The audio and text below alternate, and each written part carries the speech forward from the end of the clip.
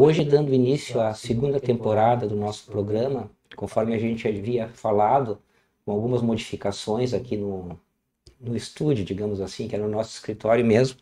Então a gente vai dar início à segunda temporada.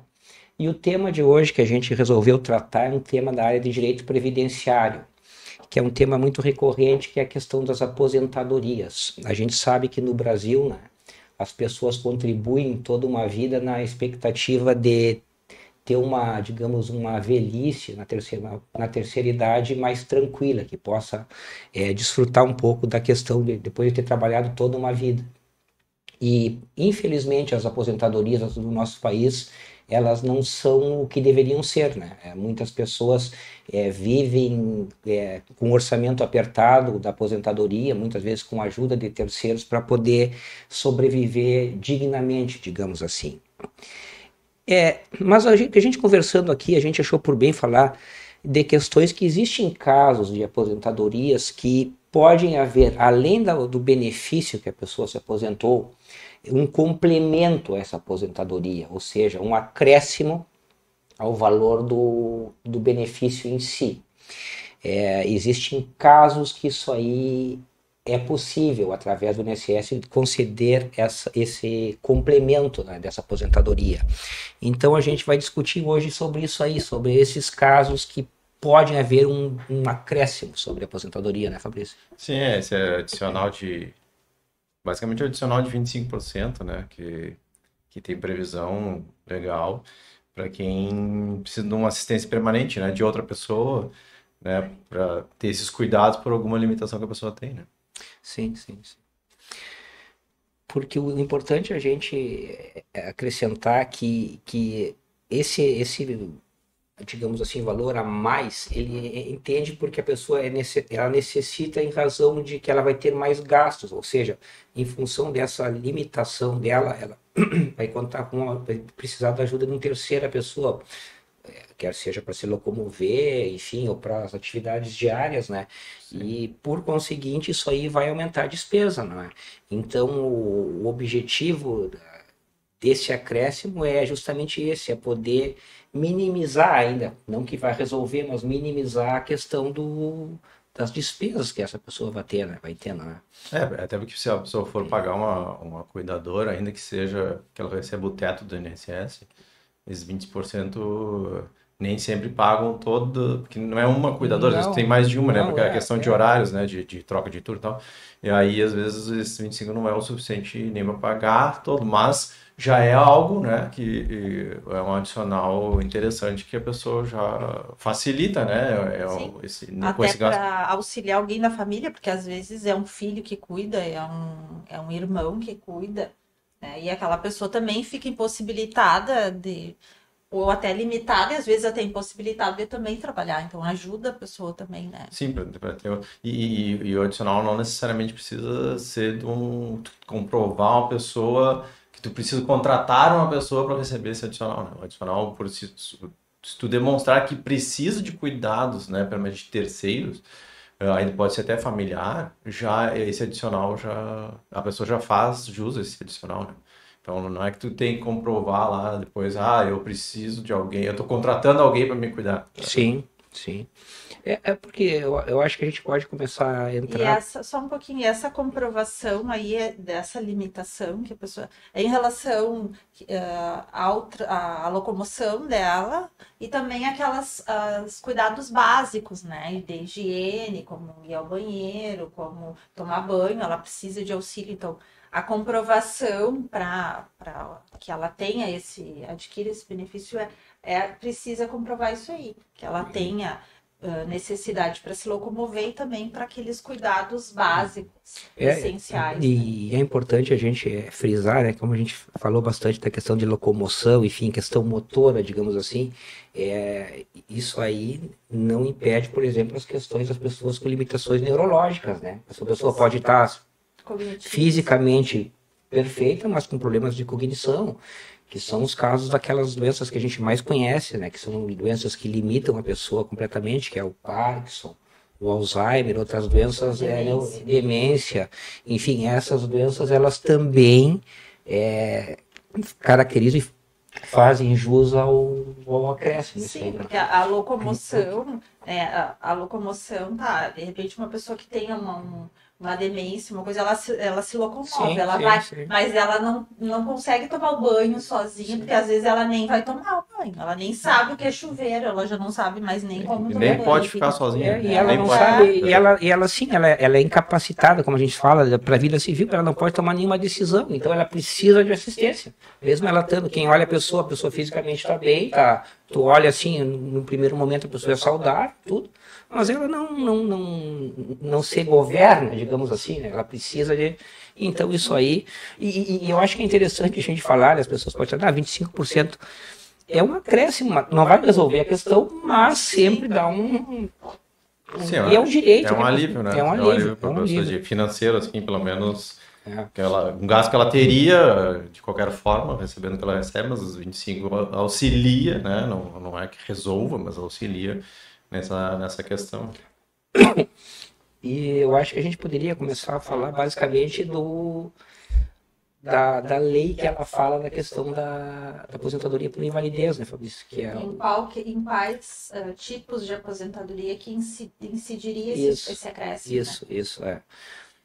A previsão legal hoje, né, que está expressa, digamos assim, é nessa questão da aposentadoria por invalidez, que já por ser por invalidez, presume-se, né, que a pessoa precisaria já de um cuidado, né, por ter essa invalidez.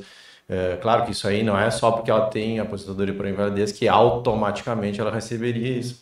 Ela vai ter aposentadoria por invalidez, mas vai ter que comprovar que tem essa necessidade de cuidados.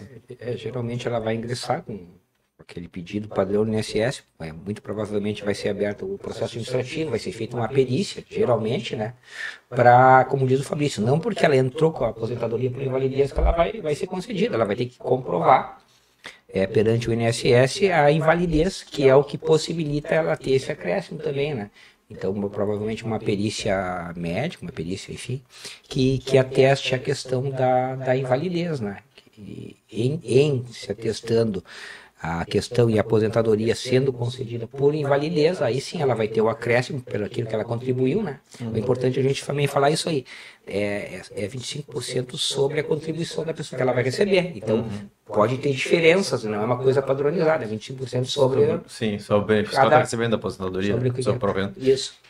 E aí também é interessante falar que não tem a limitação, né? Porque o INSS ele tem um teto, né? Sim, ela não segue o teto. Né? Então, ele não segue necessariamente o teto, então ele pode ultrapassar o teto. Se a pessoa já recebe o teto do INSS, ela não perde os 25 vão acrescentar de qualquer forma. Vai passar do teto, mas esses 25 ela vai ter direito, independente de ter essa limitação, né, dos benefícios do INSS. E aí, é interessante falar, assim, claro que é uma questão um pouco mais jurídica, digamos assim, mas existe um decreto, né? Porque isso que a gente está falando tem uma previsão em lei, né? Sim, isso é uma lei. Lei. E aí existe um decreto que traz algumas doenças, né? Qual é o tipo de capacidade ou doença que a pessoa tem que vai dar direito? Aí esse decreto fala assim, cegueira total, perda de 9 dedos da mão, né? Superior da mão. Paralisia dos 2 membros superiores ou inferiores, perda de membros inferiores, perda de uma das mãos. Então tem uma série de questões ali, mas que o judiciário tem entendido que é só como exemplificação, porque a lei, efetivamente, ela não traz essa, assim, as doenças vão ser descritas em lei. Sim. Juridicamente falando, a gente tenta evitar, mas são coisas que a gente tem que falar aqui, né? Em geral, a lei, quando ela diz que vai haver uma limitação, um rol de doença, ela trata na própria lei, dizendo, conforme decreto que vai ser feito. Então, a lei não fala nisso. Então, o judiciário tem entendido que só serve como exemplo, né? Não que aquelas que não tiverem nesse rol não possa acontecer. Então, basicamente, a pessoa vai ter que comprovar que realmente tem essa necessidade. E sempre lembrando, e acontece muito em casos, em função inclusive dessa questão que tu levantou aí, Fabrício, que muitas vezes o INSS nega, né? Então, essa é a questão importante para pessoas saberem. Muitas vezes a pessoa tem direito ao INSS, nega, e aí o caminho justamente é a pessoa entrar na Justiça Federal, porque não raras vezes, eu diria que até que na maioria das vezes, muitas vezes, das questões que eles negam, é feito, a pessoa vai entrar com um processo judicial, vai procurar um advogado, né? Vai fazer a prova, provavelmente o juiz vai requerer uma perícia judicial, e ela pode, a justiça pode condenar o INSS a pagar, implementar, digamos, no caso aí específico, o acréscimo benefício, e aí é importante a questão. Ele condena, né, a pagar desde o que ele negou administrativamente, porque o que acontece? Às vezes o INSS nega, a pessoa vai entrar com a justiça, demora um ano e pouco, a gente sabe que a justiça ela não é rápida, então a pessoa, no momento que o juiz condene o INSS, não estou falando que em todos os casos, mas de caso a caso. Mas em condenando, ele vai condenar a ser implementado esse 25% e retroativo aos demais meses, desde que foi negado pelo INSS. Então a pessoa, não é porque ela teve negado no primeiro momento do INSS que ela, vou para casa, não. Desde que tenha, ela acha que realmente ela faz jus, ela pode buscar um advogado e pode buscar na justiça esse direito, né? Uma coisa que é interessante esclarecer, até porque volta e meia se pergunta isso, né? Os clientes perguntam. Tá, mas a perícia, eu fiz uma perícia no INSS, aí eu vou para o judiciário, aí faço uma perícia com um perito do INSS, ele vai me negar de novo. Sim. Não, o perito judicial é outro, ele não é o perito do INSS. Até porque não teria... Não teria porque é um perito da confiança do juiz, né? Isso, pelo menos em teoria, né? É alguém da confiança do juiz que vai fazer essa perícia, né, judicial, e aí vai dizer se realmente a pessoa tem esse benefício, tem direito a esse benefício ou não. Né? Justamente, o juiz ele vai formular os quesitos que a gente fala, que ele vai fazer perguntas ao perito, ele vai possibilitar as partes, no caso, a fazer perícia, inclusive as partes podem indicar um assistente técnico, né? De confiança particular para poder acompanhar, sim. Então é importante isso a pessoa ter em mente, não é porque ela, às vezes a pessoa entra 100% achando que ela tem direito, o INSS nega, não raras vezes nega, muitas pessoas às vezes não, pode não ter o conhecimento, vou fazer o quê?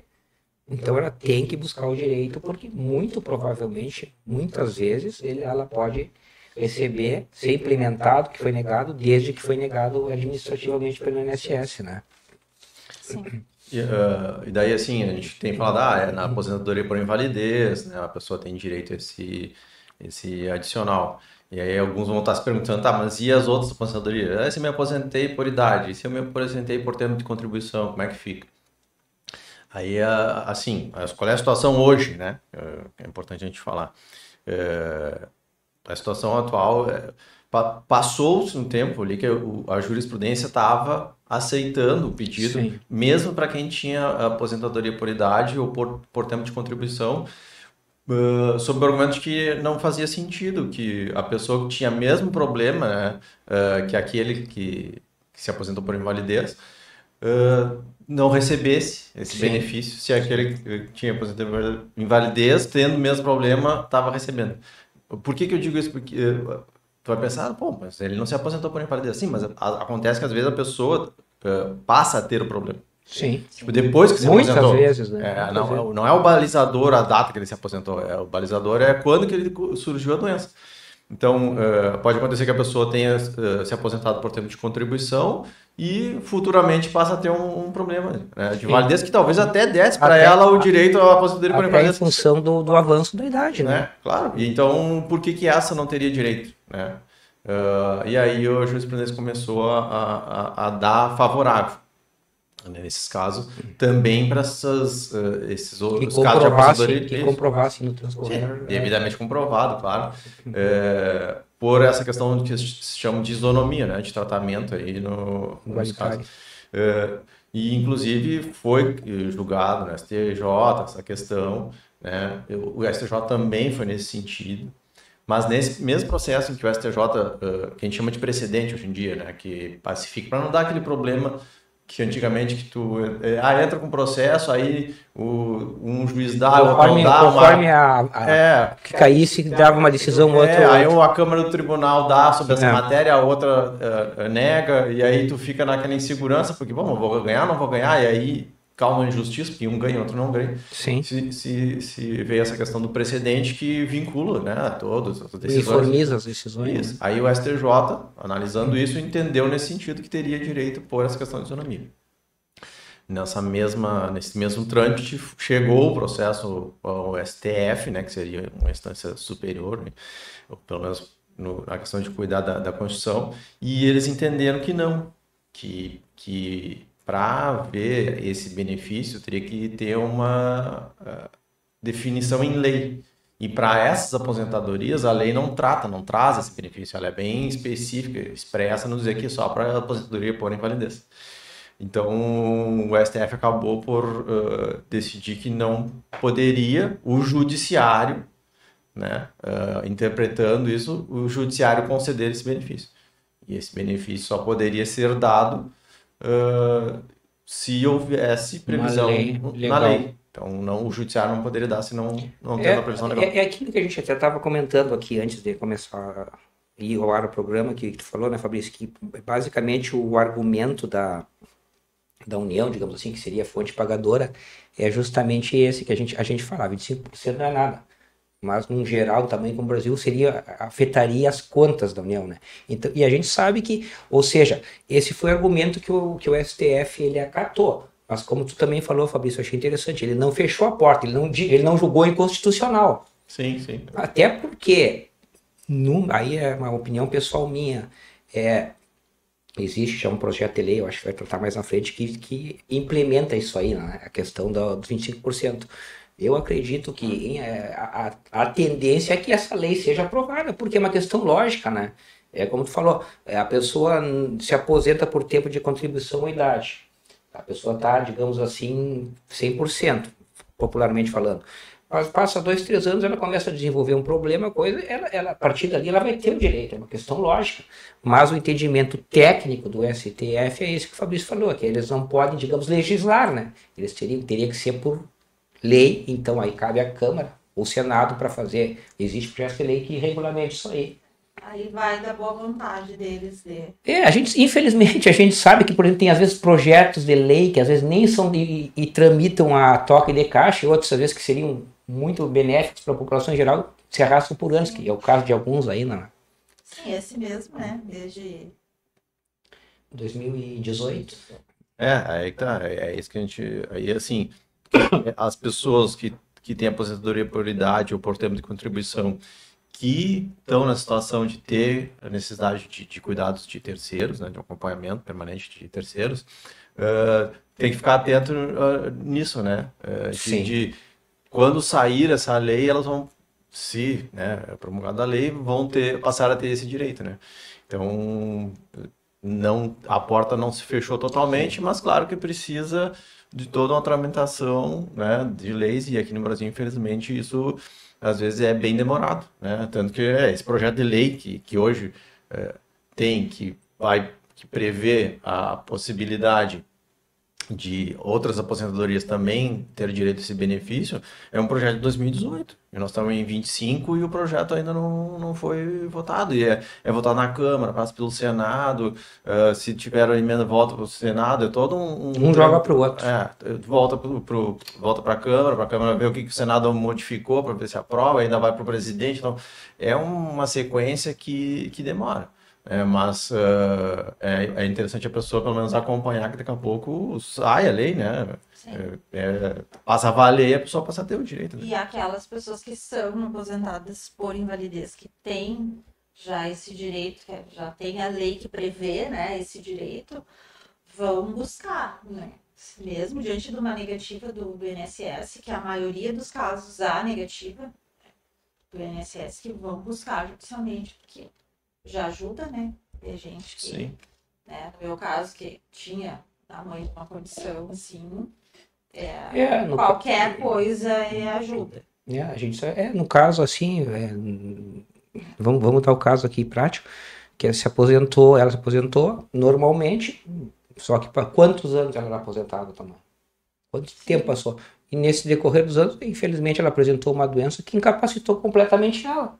Então, e o que acontece? por lógica, ela teria o direito. Infelizmente, hoje não seria possível a gente entrar, mesmo ela tem direito, porque, como o Fabrício falou, a gente sabe que o entendimento do STF é esse. Então, quem entrar, infelizmente, vai, digamos assim, mesmo tendo toda a razão, vai ser uma aventura jurídica, porque ela vai esbarrar lá e vai perder. Sim. Sim. Mas, é como o Fabrício falou, tá tramitando, tem que acompanhar, porque eu acho que a tendência é que isso aí vai... A tendência é que acabe... Mas o problema é o tempo. O problema é o tempo que vai decorrendo isso, né? E aí, só para complementar também, tem também um projeto de lei do Senado, né? Outra é da Câmara, mas esse é do Senado, para caso de benefício de prestação continuada, né? É isso. Também recebe, só não tenho, não é aposentadoria, mas é o benefício de prestação continuada, vai ter também esse adicional, teria esse adicional, uma vez esse projeto de lei sendo aprovado. Até ele é mais recente, esse projeto de lei do Romário, né? Senador de Romário. 23. Então, é um projeto que está ainda em trâmite, mas pode ser também, daqui a pouco, essas pessoas que também têm um benefício de prestação continuada receber, né, esse também adicional, uma vez que essa lei, que esse projeto de lei seja aprovado. Aí nessa questão que a gente ainda falando, eu sou aposentado por invalidez e preciso desse cuidado. Como é que eu faço? Né? Como é que eu faço para pedir? Vamos lá para a prática. Isso, hoje em dia no INSS se faz eletronicamente, inclusive. Né? Então, entrar no meu INSS, tem aplicativo, tem eu acho site. que basicamente é isso, né? Aquele 135. Dá para também pelo 135, mas eu não sei se eles já não estão meio direcionando pro eletrônico. Mas sim, tem a previsão de pedir ali pelo telefone, pelo 135, para fazer esse pedido. Claro, não é, faz o pedido e recebo, não, tu faz o pedido, aí provavelmente eles vão te chamar lá para te passar por uma perícia, porque eles vão avaliar se tu realmente tem ou não. Documentações, tudo, né? Vai ter toda uma documentação que vai ser solicitada, e aí vão avaliar e te conceder ou não. Mas como a gente disse aqui, né, não é porque tu não recebeu no INSS que tu não necessariamente não vai ter direito. Pode ter o direito e o INSS entender que e não te conceder. E aí teria que ir para as vias judiciais, né, e solicitar isso judicialmente, e aí passa provavelmente por uma perícia daí do judicial, né, que, como a gente falou, não é vinculado ao INSS, é uma perícia judicial, e aí vai decidir se a pessoa tem ou não. Uma questão que eu acho que é interessante a gente falar aqui, que muitas vezes as pessoas se assustam um pouco com as custas judiciais, ou seja, ele tem que pagar no judiciário a título de custas para poder entrar com o processo, pagar para o Estado. Geralmente, nesses casos, eles vão para os juizados federais, né? Onde ali se a pessoa seria isenta das custas judiciais. Então, e aí, a pessoa saber disso aí, que muitas vezes ela, vou gastar na hora de... Então tem essa questão. Até porque a regra hoje, que o judiciário vem, a regra que o judiciário tem aplicado é 5 salários mínimos, né? Em geral, tá? Como não tem, na lei não tem uma previsão de 5 salários mínimos. Isso é uma questão que se consolidou aí com entendimento, mas 5 salários mínimos. Só que 5 salários mínimos hoje, o salário está 1.500, passa ou chega muito próximo do teto do INSS, né? Então, quem recebe ali pouco abaixo do teto do INSS já está dentro da possibilidade de receber essa assistência judiciária gratuita, né? Que isenta a pessoa de pagar custos, ou suspende pelo menos esse direito da pessoa passar a pagar as custas do processo e tal.